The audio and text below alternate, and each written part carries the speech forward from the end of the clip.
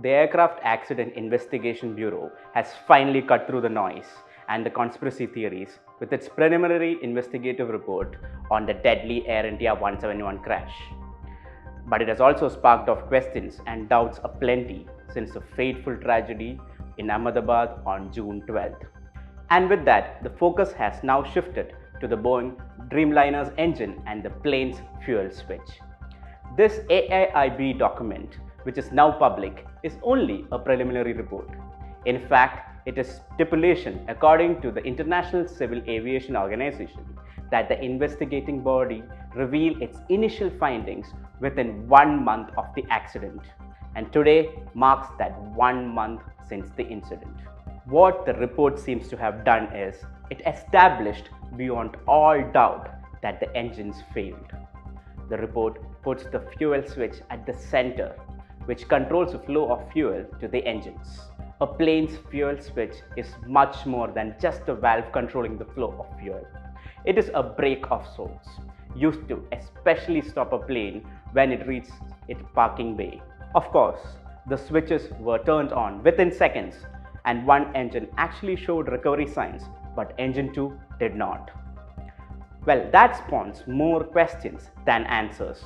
But be that may be, the report also has some other big takeaways.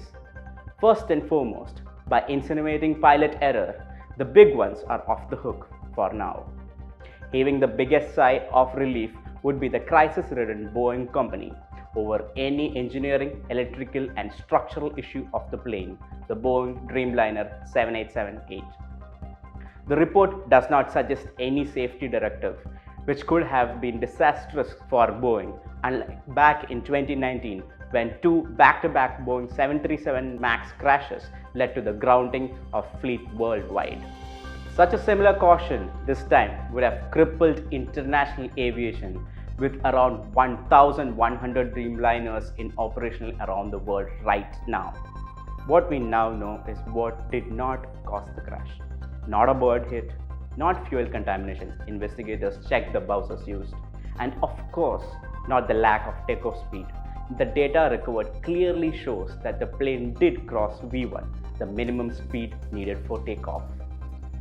The Airline Pilots Association of India has already called out the bias in the report against pilots, insisting on a fair, fact-based inquiry.